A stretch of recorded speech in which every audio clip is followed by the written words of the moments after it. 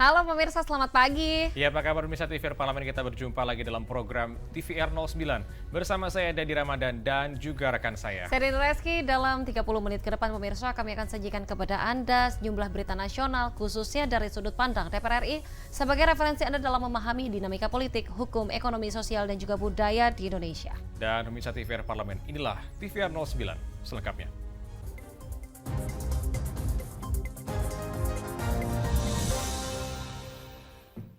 Adanya temuan permainan harga beras di daerah berdampak pada tingginya harga eceran. Komisi 4 DPR RI meminta Bulog lakukan pengawasan pada jalur distribusi dan bekerja sama dengan Dinas Provinsi guna memastikan tidak ada penyelewengan. Adanya temuan permainan harga beras di daerah berdampak pada tingginya harga eceran. Komisi 4 DPR RI meminta Perum Bulog lakukan pengawasan pada jalur distribusi dan bekerja sama dengan Dinas Provinsi guna memastikan tidak ada penyelewengan. Anggota Komisi 4 DPR RI Suhardi Duka mendorong Perum Bulog untuk memperketat pengawasan distribusi beras pada program stabilitas dan pasokan harga pangan atau SPHP di berbagai daerah. Perum Bulog perlu melakukan perbaikan terkait manajemen distribusi beras yang mencakup pendistribusian dari sentra produksi hingga ke toko retail dan pasar tradisional.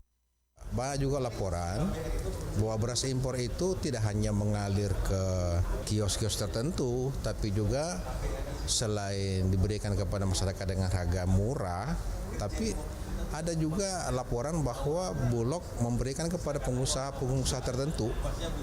Nah, pengusaha-pengusaha tertentu ini dikelola ulang, diganti dia punya kemasan, kemudian dijual 14.000. Ini tidak baik bagi negara kalau perlakuan Bulog seperti ini. Karena jangankan SPHP, bahkan ada di daerah beras hilang. Bulog ini juga tidak baik-baik saja dari sisi pengelolaan manajemennya. Saya akan minta APH untuk masuk di Bulog supaya mengawasi dan melakukan audit. Lebih lanjut, Suhardi menambahkan, distribusi beras SPHP bertujuan untuk menjaga stabilitas harga dan stok beras. Melalui pengawasan yang ketat, diharapkan dapat mencegah penyelewengan harga dan memastikan kelancaran distribusi beras SPHP dari gudang hingga ke pasar dan kios. Samuel dan Tegar, TVR Parlemen, melaporkan.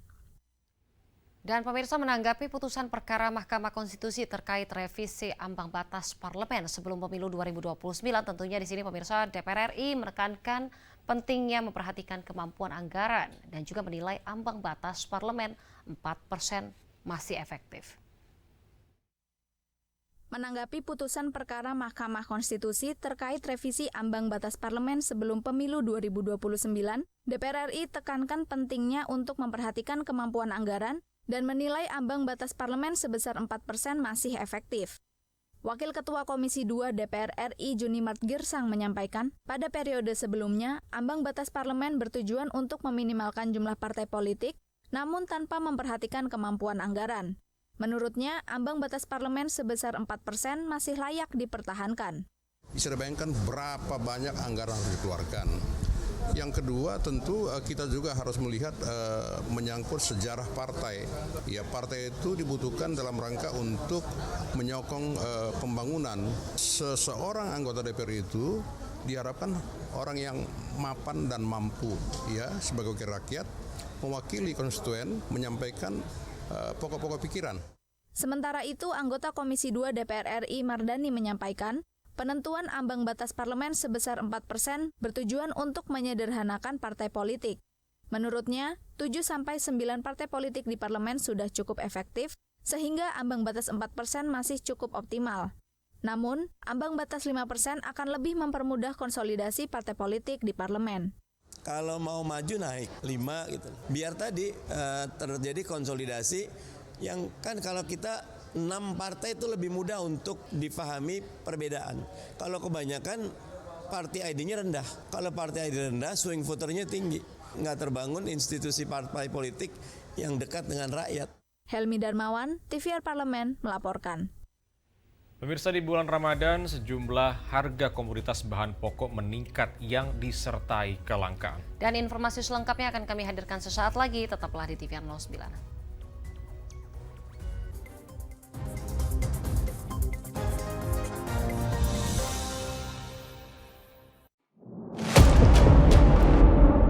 sini ditambang. Konflik yang terjadi, Warga sini tidak mengizinkan.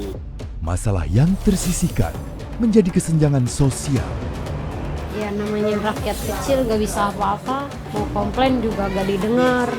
Sebab apa? Itu menyangkut isi perut kami semua. Bagaimana memutus keterbatasan untuk didengar? Jadi kalau misalnya masyarakat sudah merasa tidak lagi ada yang memperjuangkan aspirasinya, maka masyarakat memang sangat berhak untuk meminta dewan yang mewakili mereka di parlemen.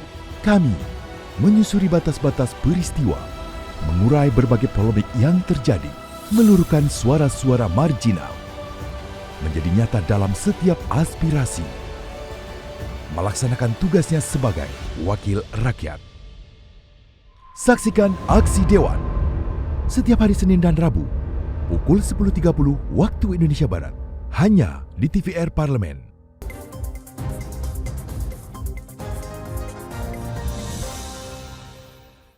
Masih bersama kami di TVR 09. Selain beras, sejumlah bahan pokok mengalami kenaikan harga dalam beberapa bulan belakangan.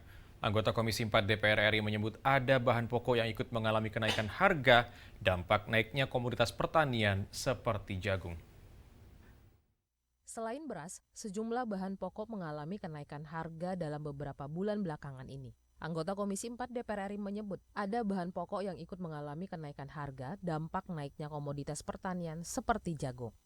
BPS mencatat, di bulan ini harga telur ayam ras naik sekitar 5% dibandingkan bulan sebelumnya. Sedangkan harga daging ayam ras naik sekitar 4%. Menurut Daniel Johan, kenaikan harga telur dan daging ayam terpengaruh dari naiknya harga jagung sebagai bahan dasar pakan ternak. Daniel juga menyoroti masuknya daging sapi impor dengan harga yang jauh lebih murah. Situasi-situasi tersebut tentu tidak menguntungkan bagi peternak lokal. Untuk itu, pemerintah harus memprioritaskan program yang mendukung peternakan dalam negeri agar meningkatkan daya saing peternak dan kualitas peternakan Indonesia. Di luar, Amerika bisa jual 2.800 per kilo. Kita 8.000 sampai 11.000. Dampaknya apa? Peternak kita bangkrut. Kecuali menyesuaikan harga, ayam bisa 3 kali lipat harganya. Belum lagi ayam. Kenapa ayam pada bangkrut? Ya karena apalagi kalau nanti impor dibuka untuk ayam. Wah, seluruh peternak. Nah, sehingga benar-benar harus diperhatikan dari sekarang. Daya saing Indonesia harus kita tingkatkan. Kalau enggak ya sudahlah, semua kita tergantung impor. Tidak lagi ada petani, tidak lagi ada peternak, semua bangkrut, jutaan pohon, jutaan lahan, jutaan petani hilang semua. Karena bukan nggak mau, mereka nggak sanggup. Akhirnya mereka nanam hanya untuk memenuhi kebutuhan keluarganya aja. Daniel Johan juga meminta pemerintah bersinergi dengan TNI Polri untuk memperketat pengawasan dan mencegah masuknya impor bahan pokok ilegal. Andini dan Tegar, TVR Parlemen, melaporkan. Dan pemirsa, pemerintah telah membuka masa pelunasan biaya perjalanan ibadah haji atau BPIH tahun 1945 Hijriah yang dibagi dalam 2 tahap. Tentunya di sini anggota Komisi 8 DPR RI meminta pemerintah menyediakan alternatif pelunasan BPIH 1945 Hijriah khususnya bagi calon jemaah yang sudah mengantri haji selama puluhan tahun. Pemerintah telah membuka masa pelunasan biaya perjalanan ibadah haji atau BP 1445 Hijriah yang dibagi dalam 2 tahap, yaitu 10 Januari sampai 23 Februari dan 13 sampai 26 Maret 2024. Anggota Komisi 8 DPR RI meminta pemerintah menyediakan alternatif pelunasan BP 1445 Hijriah khususnya bagi calon jemaah yang sudah mengantri haji selama puluhan tahun. Diketahui, sudah ada 200.601 jemaah atau 94,03% jemaah yang sudah melunasi BP 1445 Hijriah. Esti Wijayati menyarankan pemerintah memberikan solusi yang sesuai ketentuan syariat Islam untuk membantu calon jemaah haji yang sudah puluhan tahun mengantri keberangkatan ibadah haji. Apalagi calon jemaah tersebut belum melunasi BP. Salah satu solusi yang diusulkan adalah menjalin perjanjian kerjasama dengan bank syariah, terutama bank syariah milik negara. Tentu dengan memberikan layanan peminjaman tetapi yang aturannya tidak konvensional, yang menggunakan aturan syariah. Dengan aturan syariah ini tentu saja dengan sudah menggunakan aturan syariah tidak melanggar berbagai ketentuan yang ada. bahwa ada kemampuan bayar, bahwa ada kemudian aset yang bisa diperhitungkan. Saya kira ini juga akan bisa membantu. Mungkin tadi disampaikan kan ada puluhan ribu belum membayar, lalu akan digantikan dengan urutan berikutnya. Menurut saya ini menjadi tidak terlalu bijak. Esti Wijayati juga mengimbau pemerintah membantu pelunasan BP selama calon jemaah memiliki kemampuan melunasi BP-nya, bukan jemaah yang tidak memenuhi syarat kesehatan atau istitoah. Adila dan Ade, TVR Parlemen, melaporkan. OJK mencatat pembiayaan untuk aset rasio industri perusahaan sepanjang 2017-2023 tetap terjaga di atas 80%. Komisi 11 DPR RI mengapresiasi komitmen OJK mengawasi kinerja sektor pembiayaan seiring makin meningkatnya kebutuhan masyarakat pada bulan suci Ramadan, khususnya pembiayaan multiguna kendaraan bermotor. OJK mencatat pembiayaan untuk aset rasio atau financing to asset ratio atau FAR industri perusahaan pembiayaan sepanjang 2017 sampai 2023 tetap terjaga di atas 80%. Komisi 11 DPR RI mengapresiasi komitmen OJK mengawasi kinerja sektor pembiayaan seiring makin meningkatnya kebutuhan masyarakat pada bulan suci Ramadan. Wakil Ketua Komisi 11 DPR RI Amir Uskara mengungkapkan, pertumbuhan sektor pembiayaan mulai menunjukkan tren positif pasca pandemi COVID-19 dan diharapkan terus berkembang. Dengan begitu, sektor pembiayaan ikut meningkatkan konsumsi masyarakat yang akan meningkatkan daya ungkit perekonomian nasional. Namun, penguatan manajemen risiko perlu mendapatkan perhatian serius oleh industri pembiayaan, terutama dalam kredit kendaraan bermotor. Apa yang dilakukan selama ini itu sudah dalam kontrol dan sesuai dengan aturan yang ada di OJK sehingga mereka bisa berkembang, bisa menjaga kondisi yang ada, juga bisa tetap industrinya survive dan masyarakat terlindungi, tapi juga tetap mendapatkan fasilitas sesuai dengan kebutuhan yang dijadikan sebagai kebutuhan untuk menjelang Lebaran ini. Sementara itu, Kepala Eksekutif Lembaga Pembiayaan Perusahaan Ventura, Lembaga Keuangan Mikro dan Lembaga Jasa Keuangan lainnya OJK, Agusman menyampaikan, OJK terus mendorong industri pembiayaan berkontribusi optimal terhadap pembangunan ekonomi dalam negeri. Salah satunya memenuhi kebutuhan masyarakat pada bulan suci Ramadan. Dalam waktu dekat kami juga akan menerbitkan POJK sebagai turunan dari Undang-Undang P2SK khusus untuk industri pembiayaan. Kita akan dorong industri pembiayaan ini untuk berkontribusi besar kepada pembangunan ekonomi kita, terutama di menjelang Lebaran ini yang masyarakat tentu sangat butuh. Dari Jawa Barat, Helmi Darmawan, TVR Parlemen melaporkan. Pemirsa, bulan suci Ramadan menjadi momentum saling memaafkan dan juga berbagi kasih kepada sesama. Ketua Komisi 8 DPR RI Ashabul Kahfi meminta seluruh umat Islam di Indonesia untuk menghargai dan menghormati perbedaan awal bulan Ramadan 1445 Hijriah. Dan tentunya informasi selengkapnya akan kami hadirkan sesaat lagi, tetaplah di TVR 09.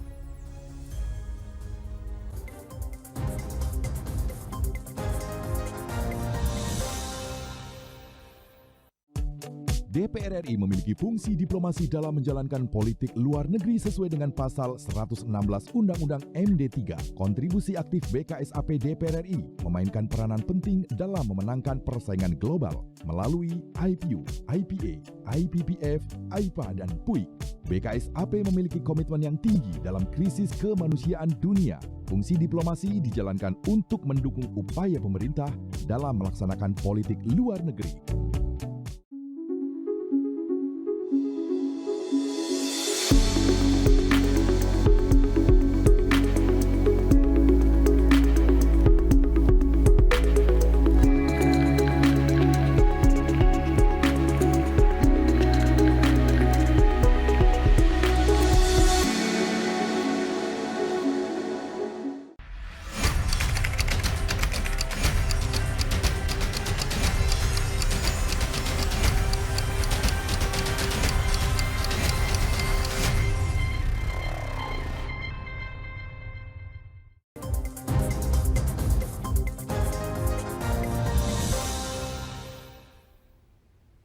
Kembali di TVR 09. Pemirsa, sidang isbat merupakan metode yang dilakukan pemerintah untuk menentukan bulan Hijriah dengan mengesampingkan beberapa perbedaan yang ada dan mengutamakan persatuan dan kesatuan. Tentunya perbedaan pendapat merupakan hal yang tidak wajar dan juga tidak mengurangi kualitas seorang muslim ataupun maksud kami di sini menegaskan pendapat ormas Islam tertentu.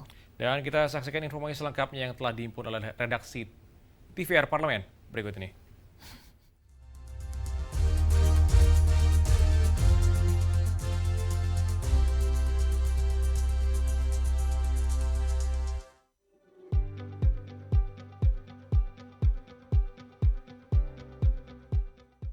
Ketua Komisi 8 DPR RI Ashabul Kafi meminta seluruh umat Islam di Indonesia untuk menghargai dan menghormati perbedaan awal bulan Ramadan 1445 Hijriah.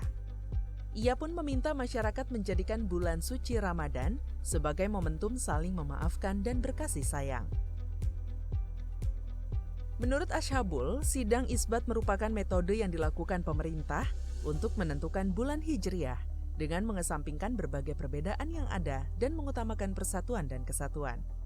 Pihaknya turut menghargai diskusi dan konsultasi yang telah dilakukan pemerintah dengan berbagai stakeholder untuk memperoleh pandangan yang luas dan konstruktif terkait penetapan awal Ramadan 1445 Hijriah.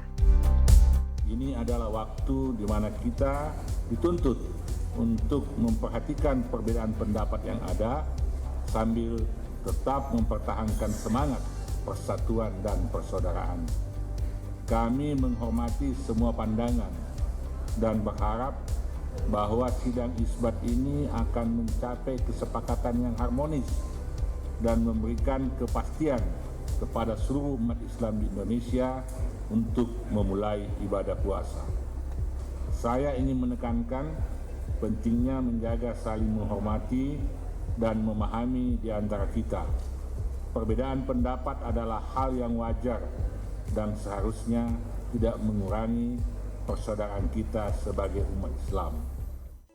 Perbedaan pendapat merupakan hal yang wajar dan tidak mengurangi kualitas seorang Muslim ataupun menegasikan pendapat ormas Islam tertentu. Terlebih, bulan suci Ramadan seharusnya dapat menjadi momentum meningkatkan ketakwaan dan kesabaran sehingga semangat persatuan tetap hidup.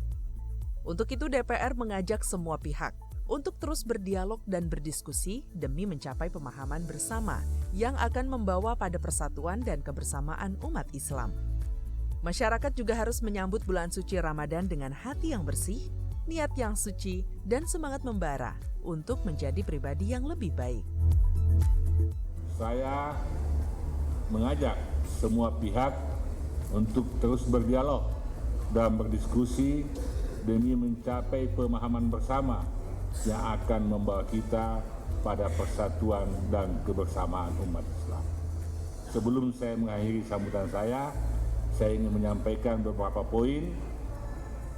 Yang pertama, saya mengajak seluruh masyarakat untuk menyambut bulan suci Ramadan dengan hati yang bersih, niat yang suci, dan semangat yang membara untuk menjadi pribadi yang lebih baik. Mari kita gunakan momentum ini untuk memperkuat tali silaturahmi, memaafkan kesalahan orang lain, dan menyebarkan kasih sayang kepada sesama. Pada masyarakat, saya juga menghimbau agar kita semua saling mendukung dan membantu, terutama kepada mereka yang mungkin memerlukan bantuan lebih di bulan yang berkah ini. Marilah kita menjadi umat yang rahmatan lil alamin, membawa manfaat tidak hanya untuk diri sendiri, tetapi juga untuk lingkungan kita semua. Ada yang dari pihak Muhammadiyah dan bulan tanggal 11, dari pihak NU tanggal 12 ya. Dan ini kami harapkan saling menghormati ya. Dan juga terkait dengan kami mengharapkan nanti dalam bulan Idul Fitri ya. Dalam Idul Fitri kami berharap ini berharap kalau bisa meskipun ada perbedaan, tapi Idul Fitri perbedaan di dalam bulan Ramadan, awal bulan Ramadan, tapi kami berharap nanti Idul Fitri itu ada kebersamaan ya. Jadinya tidak ada perbedaan ya, mudah-mudahan ini saling untuk menghormati lah. Sebelumnya, pemerintah melalui Kementerian Agama menggelar sidang isbat menentukan awal Ramadan 1445 Hijriah.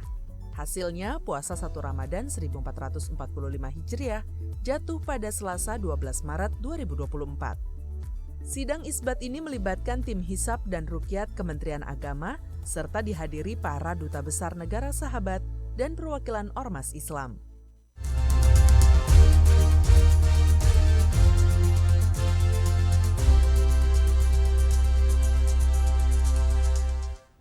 Pemirsa, tentunya benua Eropa di sini memiliki banyak bangunan ikonik dengan segala pesona dan juga keanggunannya masing-masing yang tentunya tidak tertandingi, pemirsa. Dan salah satu bangunan ikonik tersebut yaitu Katedral Notre Dame de Strasbourg.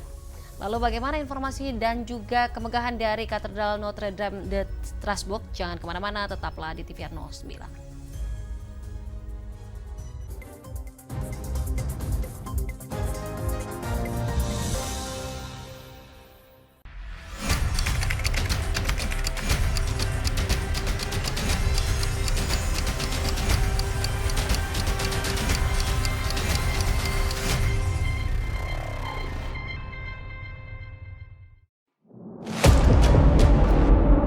Sini ditambang. Konflik yang terjadi, Sini tidak mengizinkan.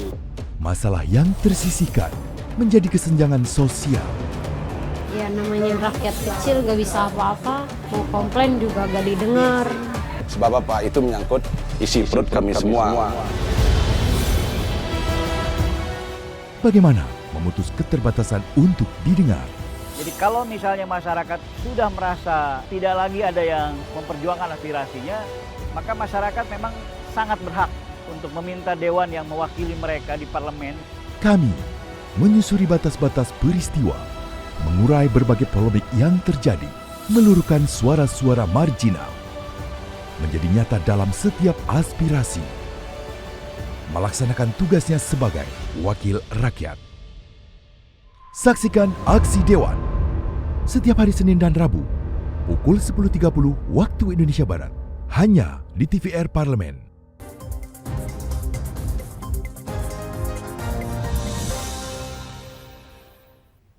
Kita kembali di TVR 09. Pemirsa, Katedral Notre Dame de Strasbourg yang terletak di timur laut Prancis memiliki arsitektur gotik Prancis dengan perpaduan memukau antara sejarah dan kehidupan modern. Katedral yang sudah diakui sebagai warisan dunia oleh UNESCO ini, pemirsa, tidak hanya menjadi tempat ibadah, namun juga menjadi pusat budaya. Dan tanpa berlama-lama lagi, mari kita saksikan tayangan mengagumi kemegahan Katedral Notre Dame de Strasbourg pada segmen Intips, informasi dan tips berikut ini.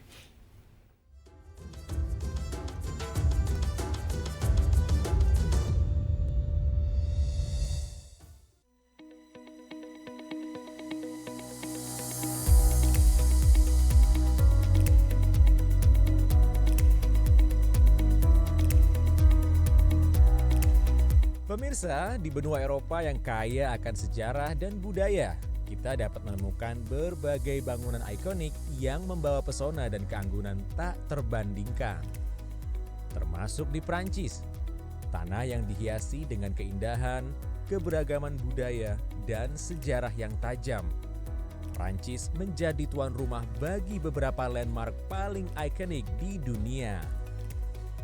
Mulai dari kemegahan Eiffel Tower yang menghiasi langit Paris dengan romantismenya, hingga kemegahan Katedral Notre Dame de Strasbourg yang mencapai langit-langit kota Strasbourg, Alsace, Prancis. Mungkin banyak dari kita yang belum familiar dengan kota Strasbourg. Kota indah ini terletak di timur laut Prancis, merupakan perpaduan memukau antara sejarah dan kehidupan modern. Kita bisa menemukan jalan-jalan berbatu, kanal-kanal yang mempesona, dan arsitektur yang menggoda, termasuk ikon kota ini, Katedral Notre Dame de Strasbourg. Sekarang, mari kita jelajahi kemegahan Katedral Notre Dame de Strasbourg yang seolah mengajak kita untuk merenung dan mengejar masa lalu yang kaya dan menyelami pesona yang tak tergoyahkan dari negeri ini.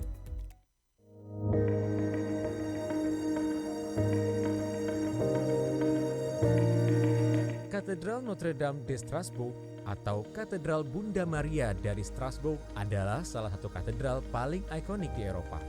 Menjadi salah satu landmark paling mengagumkan di pusat kota Strasbourg, Prancis, katedral ini memiliki sejarah yang kaya. Sejarah Katedral Notre Dame de Strasbourg dimulai pada abad keempat ketika bangunan gereja pertama didirikan di situs ini. Namun, bangunan ini telah mengalami beberapa kali perubahan besar selama berabad-abad. Katedral yang kita kenal sekarang dimulai pada abad ke-12 ketika pembangunan katedral gotik dimulai. Ada menara utara Katedral Notre Dame de Strasbourg yang pernah menjadi menara tertinggi di dunia pada abad ke-15 dengan ketinggian sekitar 142 meter. Salah satu keunikan katedral ini adalah vitril rosas atau jendela mawar yang spektakuler. Menggambarkan kisah Alkitab dengan keindahan yang memukau, vitril ini memiliki diameter sekitar 13 meter dan merupakan salah satu yang terbesar di Eropa. Katedral ini juga memiliki jam astronomi yang mengesankan, yang menampilkan gerakan matahari, bulan, dan planet-planet dalam waktu nyata. Katedral Notre Dame de Strasbourg memiliki pengaruh besar terhadap arsitektur gotik selama abad pertengahan. Banyak elemen arsitektural dan desain yang kemudian diterapkan di katedral-katedral lain di Eropa. Karena arsitektur gotiknya yang luar biasa, pada tahun 1988, Katedral Notre Dame de Strasbourg diakui sebagai warisan dunia UNESCO. Sejak itu, katedral ini bukan hanya menjadi tempat ibadah, tetapi juga menjadi pusat budaya dengan konser musik, pameran seni, dan acara-acara budaya lainnya yang terus berlangsung di dalamnya. Berkunjung ke kota Strasbourg tentu akan menjadi perjalanan yang tak terlupakan, karena Strasbourg adalah satu permata tersembunyi Eropa yang menawarkan pengalaman tak terlupakan bagi setiap wisatawan yang mencari keindahan, warisan, dan pesona yang tak tertandingi.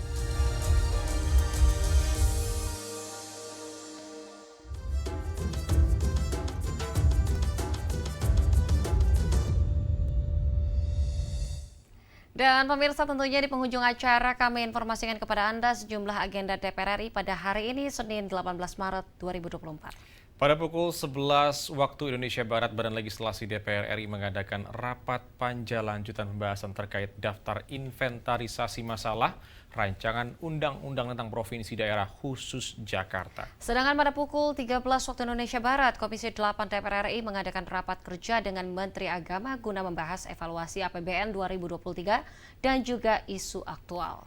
Dan sejumlah agenda serta program DPR RI lainnya masih dapat Anda saksikan secara langsung di TVR Parlemen melalui kanal utama, kanal komisi dan kanal alt kelengkapan dewan lainnya yang dapat Anda akses di tvr.dpr.go.id.